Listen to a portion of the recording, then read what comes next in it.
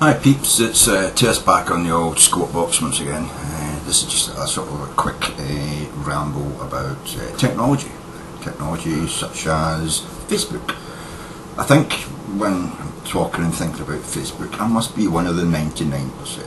Oh, sorry, I must be one of the 1%. I'm one of the 1% of people who have a Facebook account, which I don't use to get back in contact with people I used to know at school when I was 17.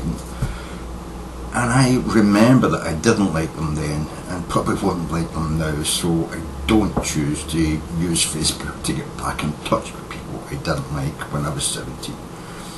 You know, it's like I'm one of the 1% who uses technology for what it's supposed to be used for, improving my life. You know, I mean, does anybody see improvement getting in touch with people you didn't like back when you used to trade punches or have vociferous and venomous fucking discussions about your personal views of life?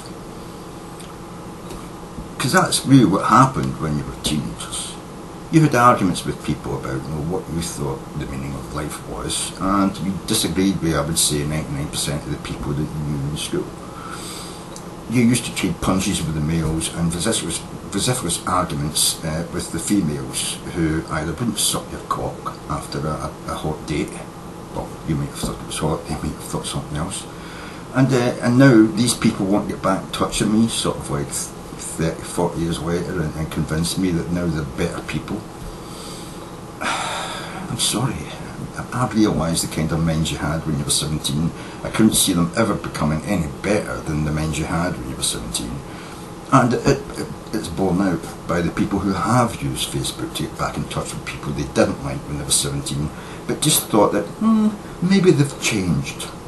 Yes, they have changed, become even more dicks, you know what I mean, than what they were when they were 17. So yes, I'm one of the 1% who uses the technology for exactly what it's good for, and that is nothing. You know, I don't use Facebook. I have an account. I sometimes use it for linking to my YouTube videos. I never use it for getting in contact with people. I don't even use it for getting in contact with my own family or friends, because normally I have contact, real face-to-face contact with my family and friends. Anyone I'm going to contact through Facebook is probably going to be someone I haven't had contact with for a very good fucking reason for 30 years. So why do I think Facebook exists? Well, it exists because it can. It's like many things we have in life. It's there. Dare you use it? Dare you take the chance that perhaps maybe 1% of the people you make contact on there actually turn out to have changed and become someone you wouldn't mind having a beer with, or a scotch.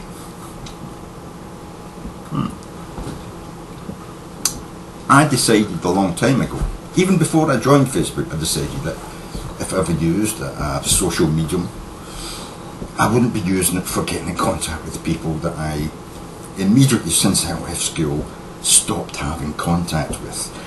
I don't see it as a beneficial part of my life to use social media to get back in contact with people, let's face it, I didn't really get on very well with when I knew them face to face. Why do you think it's going to change after 30 years? No, it's not going to change. Life isn't like that. So, Twitter.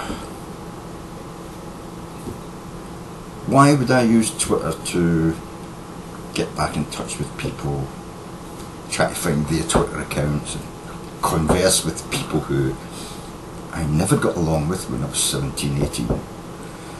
I can't see that getting in touch with them now would be of any merit to me, any improvement in my life. Unless, of course, it's to shoot them in the face in a MMO or something, you know, chop their head off in an MMO, and remind them how much I used to defeat them in conversations back when we were 17, when they had all their own ideas and I had all the right ideas. Don't get me wrong, I might be blowing my own trumpet, but then who else is going to blow it if I'm not paying them? Yeah, so yeah, social mediums on the internet. There's lots of information you can gather on the internet, but most of it is probably going to be wrong. I still find a great need for books, you know, real books, stuff made from wood with ink on them, you know. I really feel that there's still a great need for these, you know, tombs, ancient tombs of wisdom, they used to be called. There's still a necessary need for them. You know. The internet is a great resource for people who are brain dead and aren't really interested in whether the information they gather has any merit or truth to them. Yeah, and uphold their idiotic and stupid thoughts and ideas, you know, that bubble of you know, idiocy. Yeah, social media, the internet, yeah, it wholeheartedly helps people who like to live inside a condom, you know. A condom that protects them from facts and reality, you know. You could say that they're Republicans, but in Britain we have many people who live like that as well. They give themselves all kinds of different names, you know. They, BNP, Conservative, religious, sort of fundamentalists, and we do have religious fundamentalists in Britain. Unfortunately, for America, most of them are exports from America to Britain.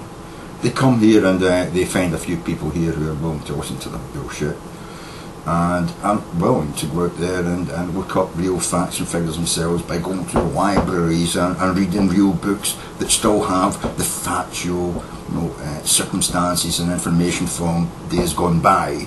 They would rather go on the internet and go to like Wikipedia, where anybody can just fucking, you know, go onto that page and change facts and figures and shit.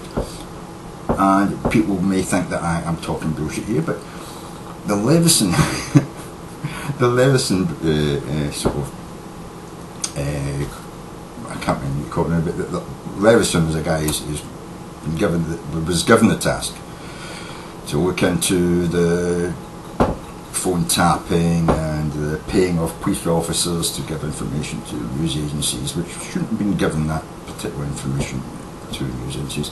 And he actually said that you know, everyone should be looking to make sure the information they have is solid information, true information. They should always be checking the facts and ensuring the facts are correct.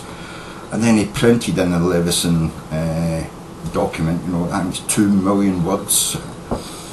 Part of that was a cut and paste from Wikipedia of the people who had been the founders of a news agency, and one of them was some guy who just went in there and changed Wikipedia to put his name in.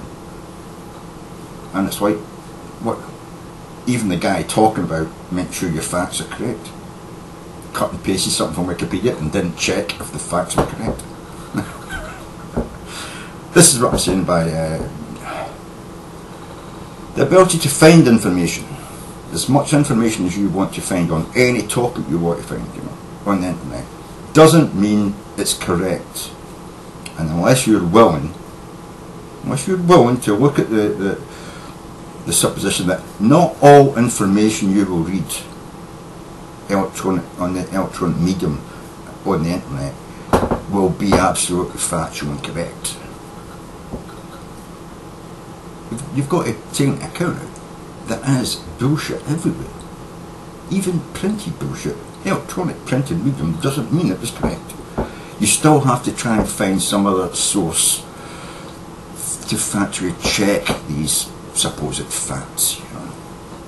And I've still found going to a library somewhere and actually getting a book that's older than, you know, the electronic medium that you're using to check your facts. If you can find a book, an old book that has facts printed in it, that was printed before the electronic medium, you will probably find it's more factual, more correct than the electronic medium you're now looking up. And this is the danger, because if we do have the case of governments and corporations and the people who buy up certain aspects, certain parts of the internet.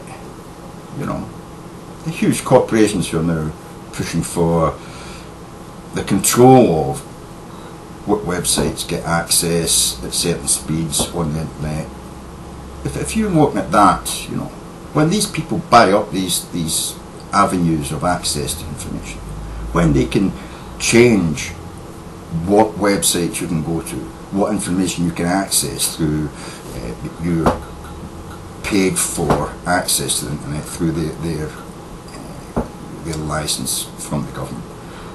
What you're going to find is some of these people will change the facts. They will make sure you can't go to websites where you can check the facts that they're giving you on their supposed, you know, top end, you know, connections, you know, top end links.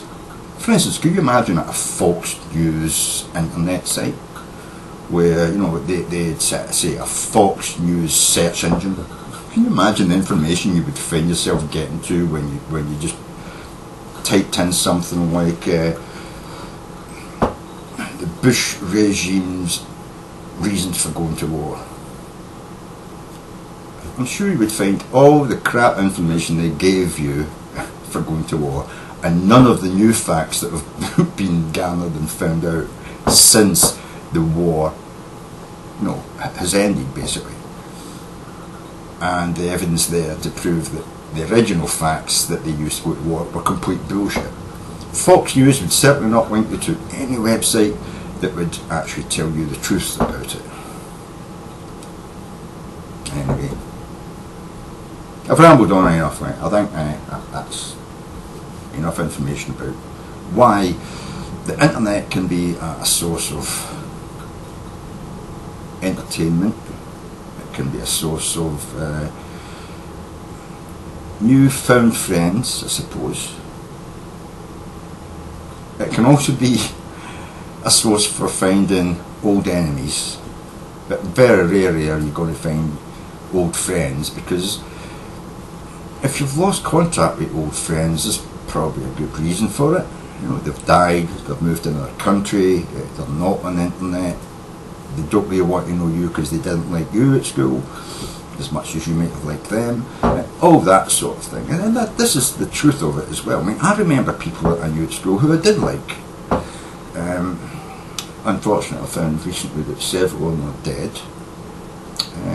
Also found by contacting some of them that, yeah, they were glad to hear that I'm still alive and kicking, but they didn't like me as much as I liked them at school, and they didn't want to continue the electronic friendship, you know. And so, yeah, I can understand that, because I'm like that with people. When I meet people who, you know, get contact with me through the internet, who I didn't like as much as they thought I liked, you know, I'm not very shy in turning and saying, well, the reason I haven't looked you up is I never really liked you that much. You know, I'm very plain about that, you know. I never really liked you very much anyway, so I'm very plain about that, you know. I'm forthright in the decisions I made back then, and I still hold them dearly today. I think some people are fools, stupid idiots, and I don't think just getting old makes you smarter. In fact, as you get old, you actually forget a lot more of the stuff that you actually held dear when you were younger. And so I don't think people get smarter as they get older. You may change some of your views, that doesn't mean to say that, no, the changes you've made in your views of the world mean that you are more correct in your views.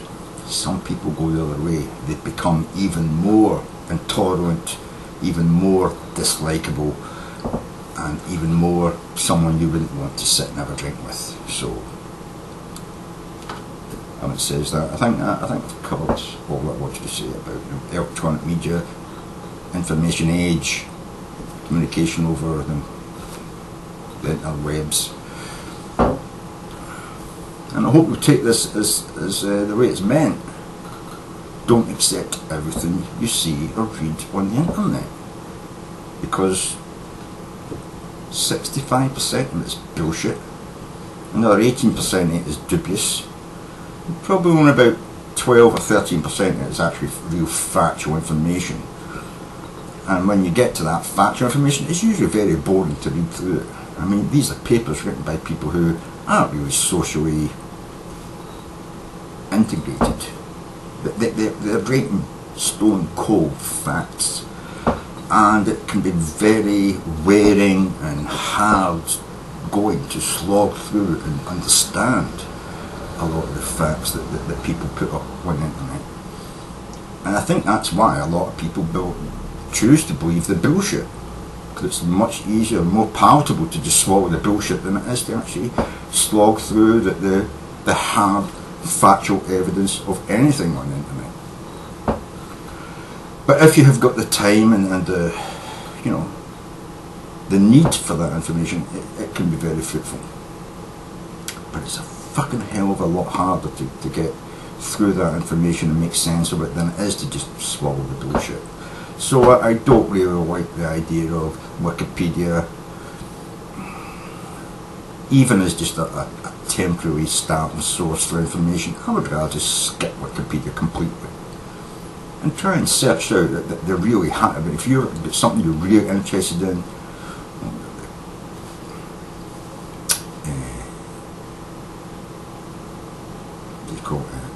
genetics and stem cell research. I mean, the papers on that actually mean anything, have anything to really say that has any factual meaning and reference for your life, they are really, really difficult to slog through and understand. And you will probably have to search several other papers and you know, sort of you know, information.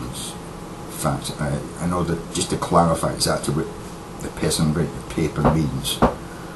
But it's easy just to go on Facebook and talk to someone you knew 30 years ago and listen to how their lives have went since you left school, and then believe all the bullshit, and then you meet them for a drink.